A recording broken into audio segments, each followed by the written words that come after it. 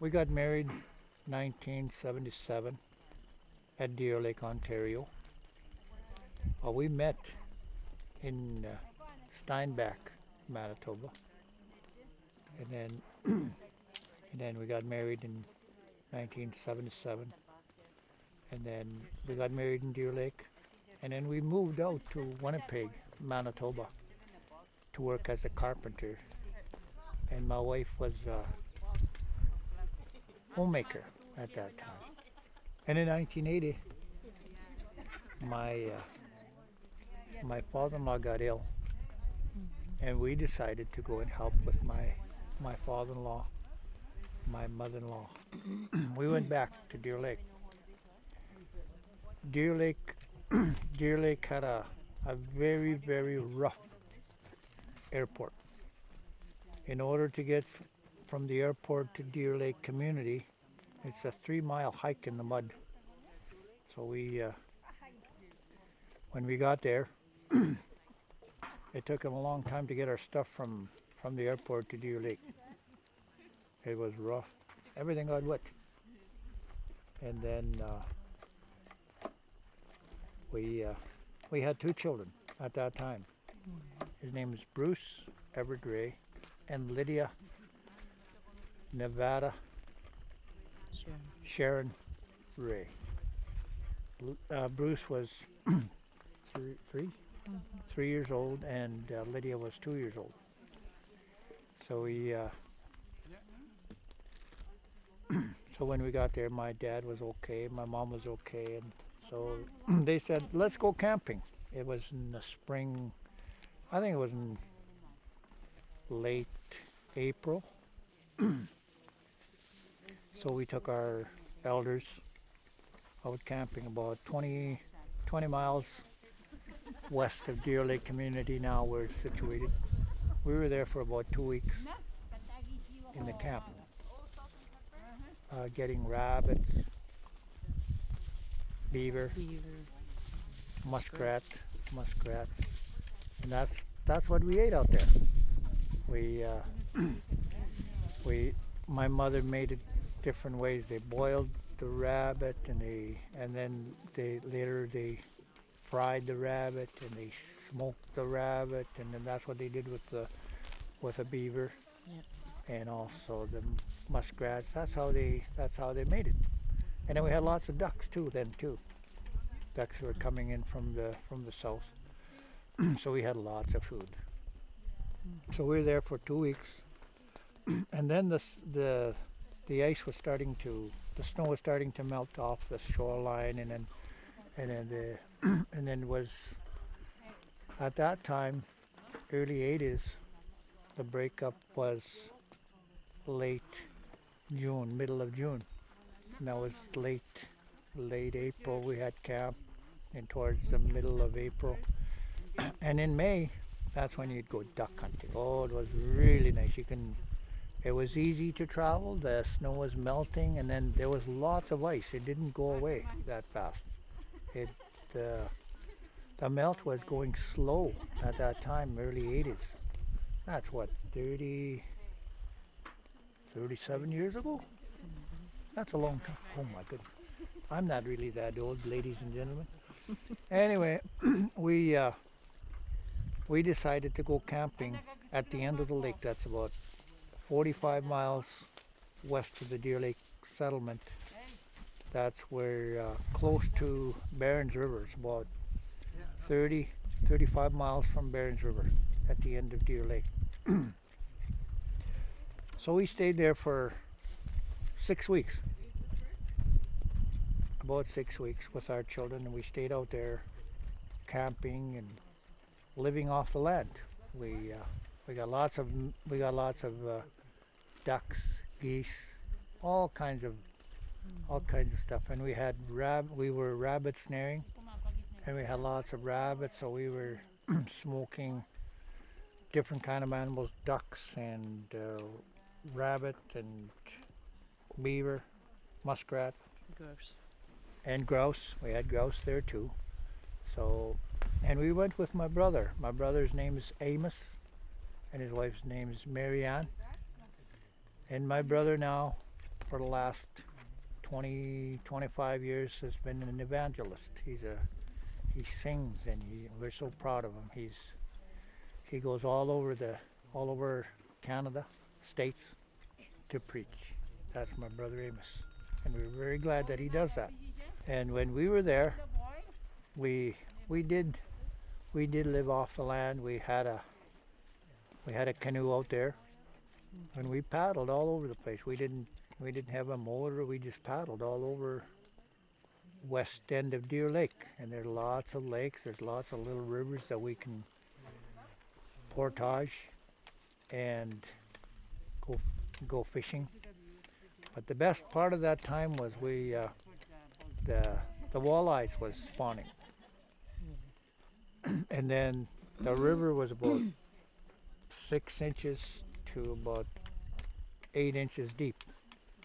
And then we'd go to the rapids, and when you get there in the sun like this, the water would be moving fast, and it was filled with walleyes. So you can just go in there and grab, I don't know, if you want 10, 20, 30, just throw them off like this by hand. Just grab them, throw them in the shoreline.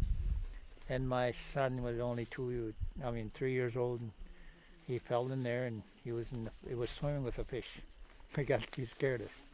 So, but that's how Deer Lake is. It's situated where many falls come into Deer Lake, and little falls.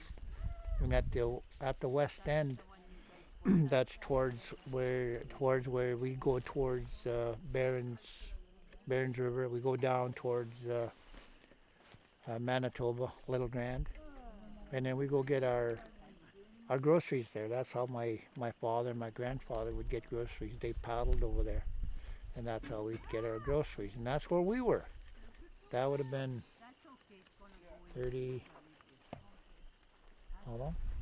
42 years ago? Mm-hmm. No, something like that. That was a long time ago. So that's what I'm talking about. And then my son and my daughter started their lives in the bush. When they were very young, they love it. And they still love to be in the bush today, and my grandchildren love to be in the bush. So that's how we lived then, and I really enjoyed coming back from the city life, and then going back to where I was born in Deer Lake.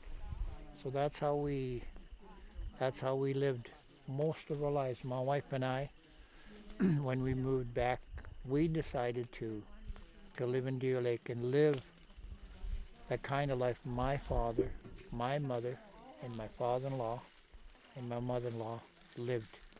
And we're glad that we did.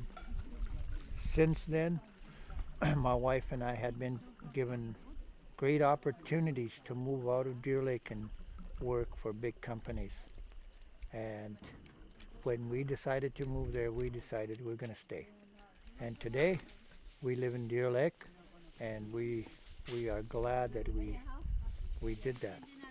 And my wife has learned how to prepare the animals, ducks, beaver, all kinds of different animals, lynx, mink. What are the animals?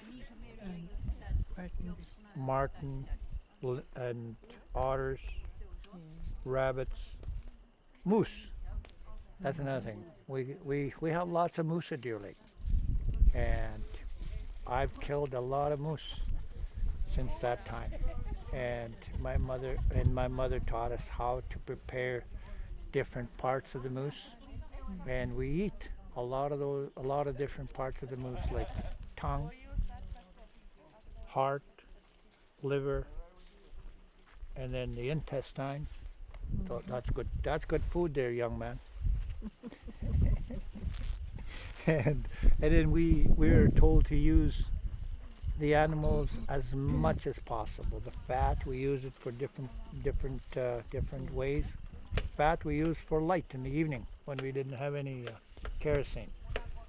So there's so many things that you can do right off the land. You can actually live right off the land and survive.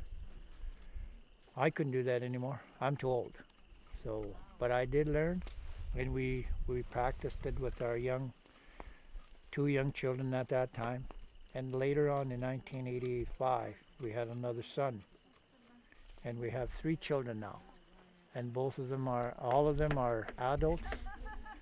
And my suggestion to young people is get as much knowledge. Knowledge is something that you will never regret to get.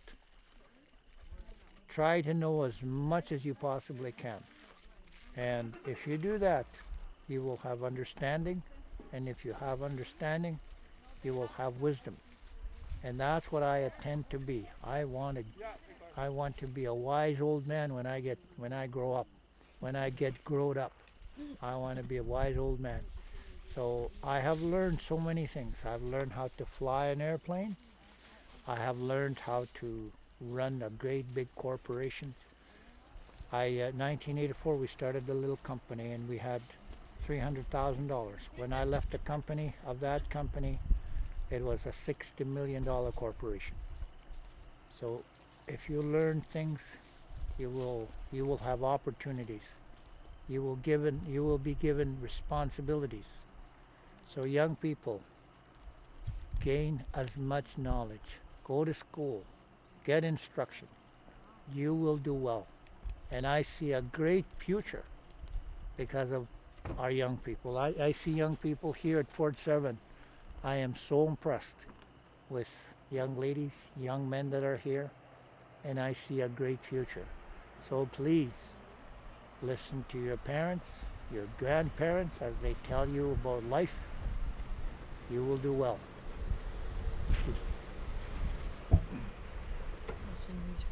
Okay, me with her. Yeah. My wife agrees with me, and she's a good woman. I have great people that taught me wonderful things. My grandparents, all of them, my father and mother. But my father told me when I was a very young man, when I was about 12 years old, he said, go to this man, he'll teach you things. And he was a minister there, he was a missionary. And his name is Alvin Fry. And this gentleman taught me how to plant a garden. When I get home, I want to plant my potato garden. And then I'm gonna plant peas and all that stuff, all the good things. So this man here taught me things. And a long time ago, I was a young man. I told him, I'm afraid to fly. I told him. He said, young man, he said, you know how to face your fears? Go learn to fly. I did that. I learned how to fly. But I'm still scared to fly today. He was not right all the time. but he taught me wonderful things. And today, I'd like to encourage young people to respect whoever they see. There's this other gentleman that I just met here not too long ago. His name is Stanley Thomas and Mary Ann. They made a great impression how to be an elder. We've been here since Monday, and they've been here every day to show me how to be an elder.